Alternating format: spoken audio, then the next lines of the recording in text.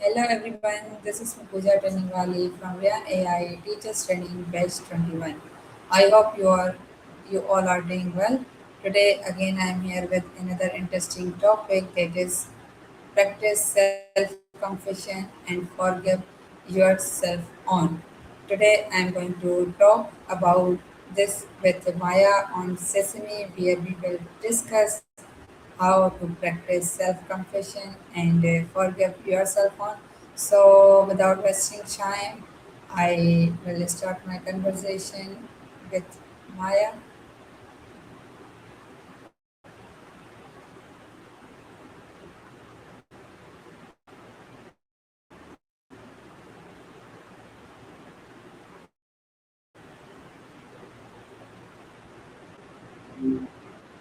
Hey Pooja, what's been going on with you today? Hi Maya.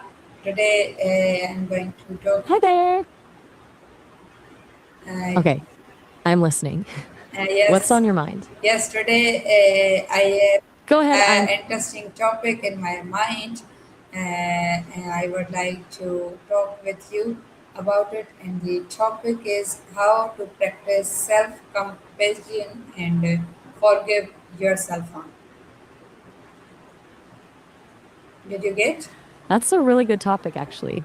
It's something a lot of people struggle with, being kind to ourselves when we mess up. Where are you thinking of starting with that? Yes, you know that I start with very basic and easy question. So my very basic and first and very simple question for you is that what is self-compassion and why it is important? That's the perfect place to start. Self compassion is basically treating yourself with the same care and understanding you'd show a friend when they're going through something hard. Like, we're all pretty good at comforting others, but when it's us, suddenly we're our own worst critics. It's important because most of us are way harder on ourselves than we need to be. That constant self criticism actually makes it harder to learn and grow from mistakes. It gets in the way of taking healthy risks too. Yes, Maya, I think so. There's also another term that is self-esteem, and that is totally related to self-comparison. So, can you please make me clear that what is different between both of them? That's a smart question. They definitely get mixed up, but they're different. Self esteem tends to be about how valuable you think you are compared to others.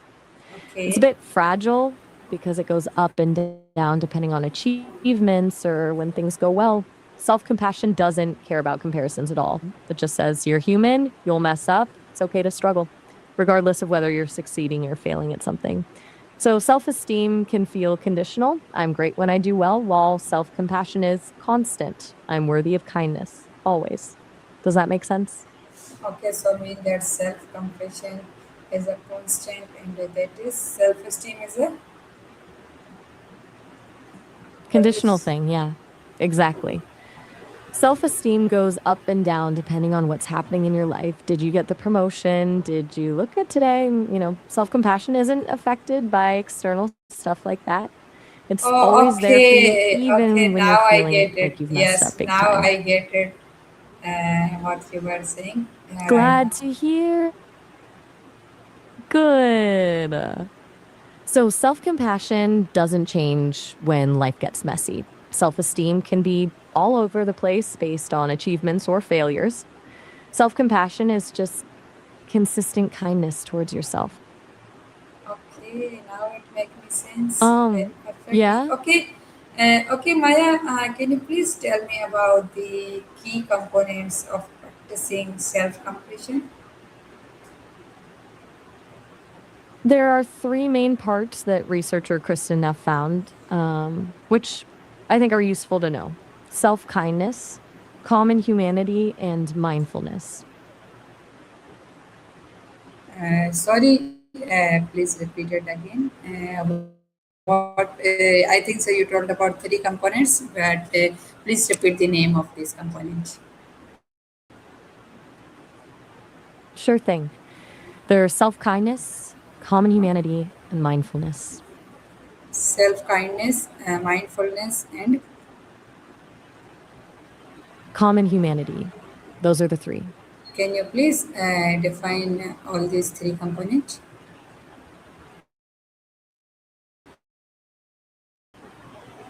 Absolutely.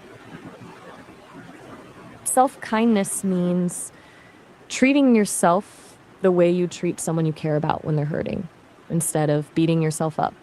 Common humanity is realizing that everyone suffers mistakes, imperfection, feeling inadequate. It's part of being human and connecting with that shared experience instead of feeling isolated. Mindfulness is being present with your pain or struggles without avoiding it or getting totally caught up in negative thoughts. It's more like saying, okay, this really sucks right now, but I'm here with it. Okay, so my another question is that why do people often struggle to forgive themselves? Mm, that's a really good question. I think it's a few things. A lot of us were raised to believe that failure is bad, and we Exactly. internalize that message pretty deeply. Then there's shame, really feeling like something is fundamentally wrong with you instead of just acknowledging the mistake. And honestly, sometimes forgiveness feels like letting yourself off the hook or making excuses for bad behavior, which we resist because we want to hold ourselves accountable, which actually blocks us from making peace with the past. Okay, so according to you, that people often struggle to forgive themselves due to failure and due to shame, is it?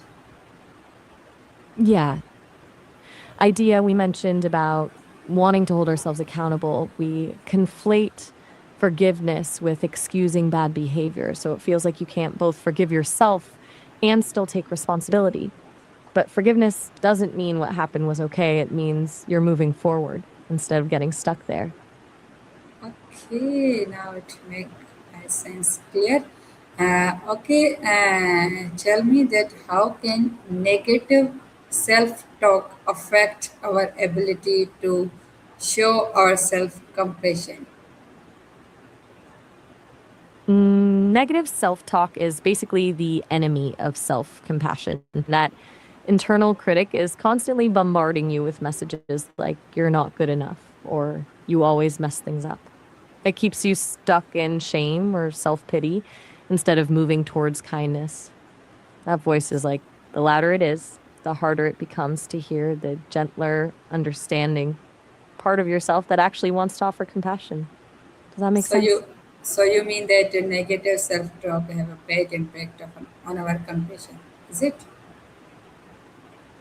No, no, the negativity basically drowns out the part of you that wants to be understanding. It's hard to be kind to yourself when that inner critic is shouting instead of letting you hear your own heart. Okay. Okay, can you please tell me about some common barriers to self-forgiveness? Sure. A big one is rumination, getting stuck going over the same mistake over and over again in your head. Then there's perfectionism. If you believe everything has to be perfect, anything less feels unforgivable. And sometimes there's just plain old cognitive distortions, like thinking in absolutes instead of seeing things more realistically.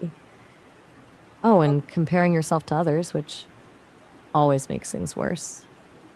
Okay, okay. So, what do you think about mindfulness? That how can it help in developing self-compassion? Mindfulness is huge. It helps you notice those negative thoughts and emotions without getting swept away by them.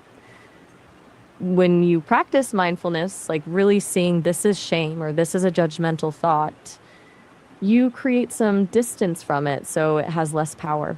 You can start to see your suffering as okay, this hurts right now, but it's not a reflection of who I am. It's just a moment. Mindfulness lets you approach yourself with curiosity instead of judgment. All right. Okay, Maya, I have another interesting question in my mind about past failures who have failed in their life. So, how can we reframe past failure in a more compassionate way? That's a really good question. When we're beating ourselves up over something from the past, we're usually focusing on what we should have done differently. Instead, try framing it like this: what was I trying to do at that time? What can I learn from it? Also, it helps to acknowledge what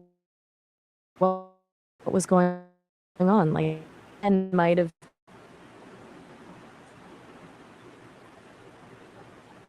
Maya, your voice struck. ha, mm, I'm here to be steady. I'm not going anywhere. Okay, Maya, I have no any other question in my mind right now. So here I am about to wind up our conversation. But before that, I would like to give a message to my audience. Great. What would you like to tell them? Yes, I think so. The message should be related to our conversation, our topic that we discussed here. Okay, how about this? Be kind to yourself when you make mistakes. Remember, everyone struggles. It's part of being human. Talk to yourself like you would talk to a friend, and know that healing comes from compassion, not self criticism. How's that? Yes, this message sounds me good, and I hope that my audience will also follow this message.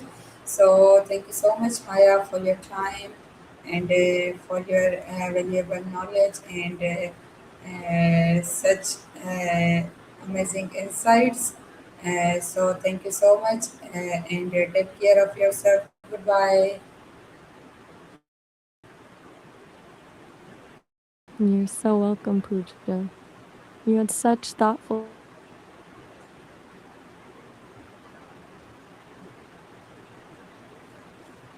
Okay, so this was my today's session with Maya, where we discuss how to practice self compassion and forgive yourself. So, be careful of yourself, be positive, and be happy, and keep learning and keep growing, and stay connected with me for more upcoming sessions. Inshallah, we'll meet you in another session. Till then, Allah Hafiz.